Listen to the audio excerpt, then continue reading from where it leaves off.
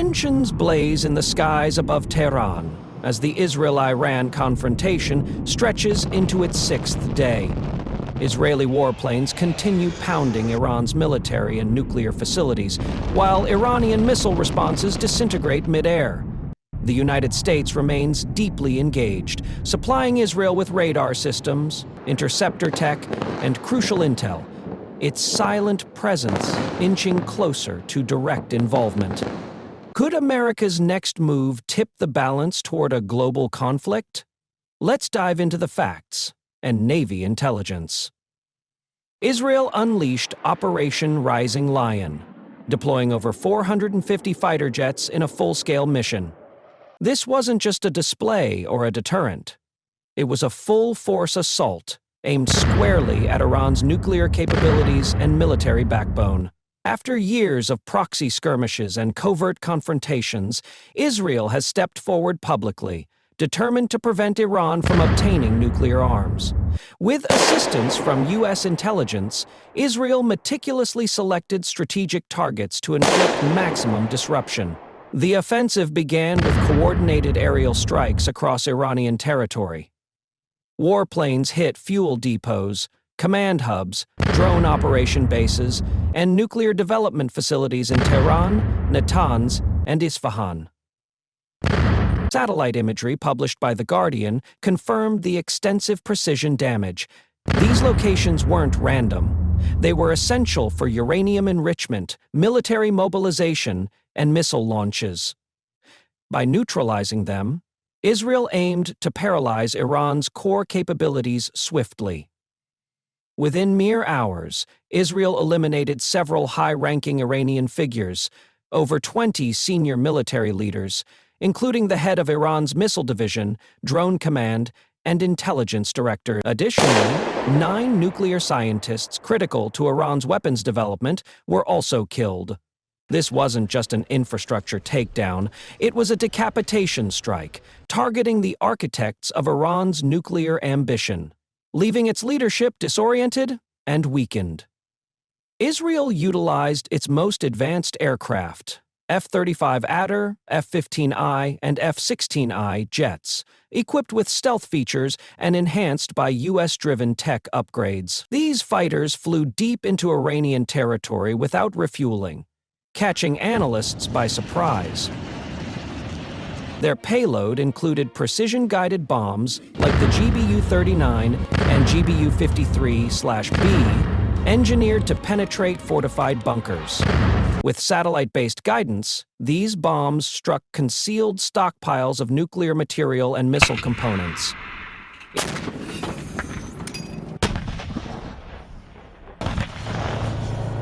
In the initial wave, Israel also dismantled Iran's air defense infrastructure. Systems such as the Bavar 373, Khordad 15, S-200, and S-300 were either destroyed or disabled. Armed with real-time U.S. data, Israeli pilots struck precisely, rendering Iran's skies undefended and its missile defense useless. Experts consider this a major success, granting Israel air superiority without resistance. Operation Rising Lion has left Iran's military landscape shattered. Years of strategic buildup have been undone in days, and recovery may take much longer. This bold operation has exposed Iran's vulnerabilities and reshaped power dynamics in the region. Still, the path forward remains uncertain. As the sixth day unfolds, will the U.S., already providing silent support, deepen its involvement? That question opens a new chapter in this conflict: how American engagement may escalate and redefine the war. While Israeli forces launched surgical strikes, their strongest partner quietly enabled the mission. The United States offered indispensable support without deploying troops. Across the region, American radar systems stood ready to detect Iranian missile launches. U.S. Navy ships with Aegis systems positioned off Israel's coast monitored and intercepted long-range threats. In the Gulf, THAAD batteries were activated to intercept missiles at high altitudes. U.S. satellites continuously transmitted surveillance data to Israel, highlighting Iranian troop movements, weapon storage, and launch coordinates.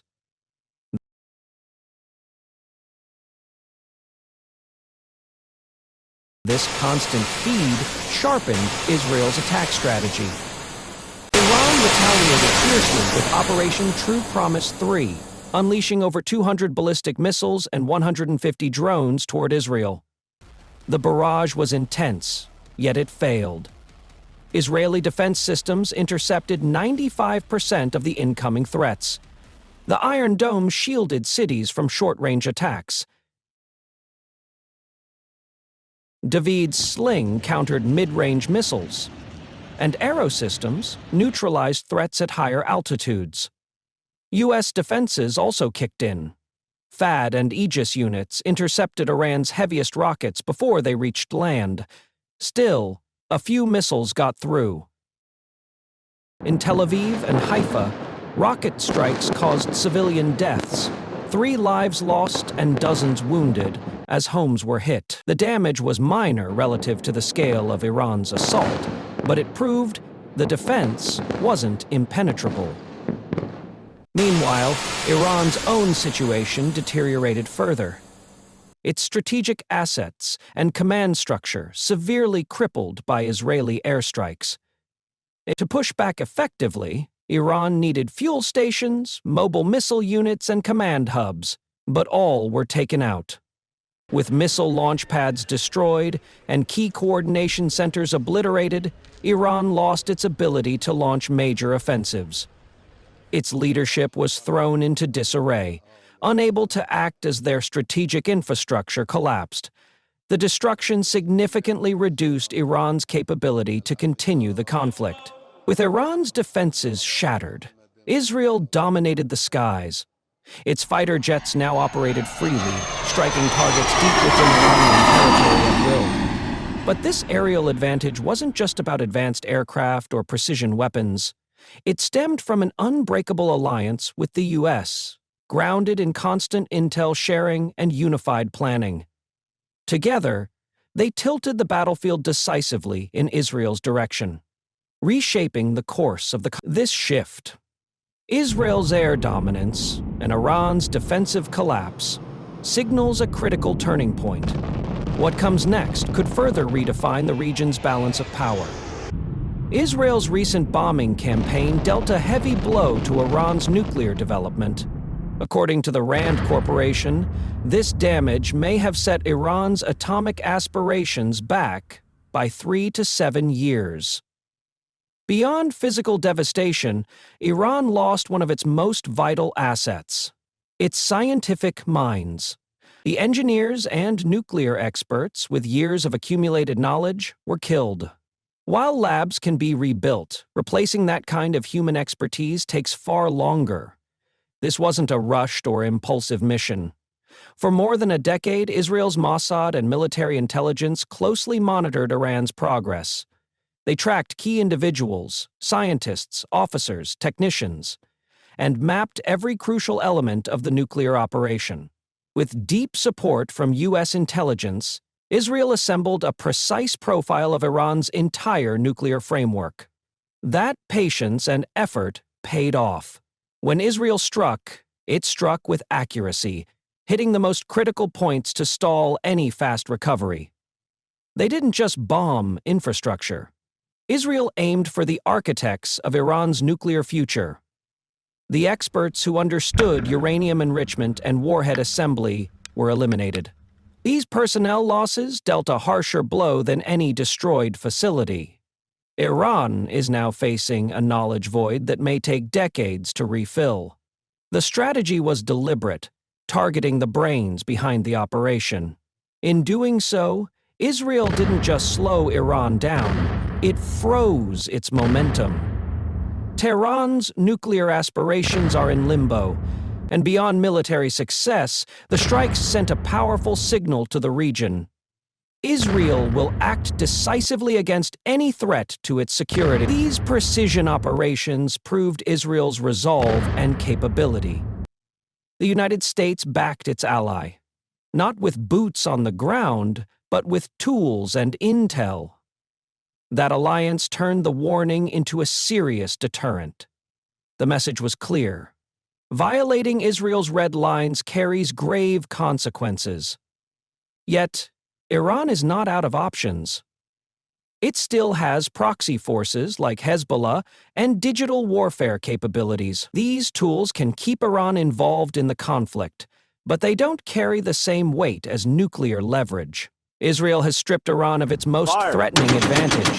The ambition to dominate through atomic power now lies in ruin. This new reality shifts regional dynamics, leaving Iran strategically weakened.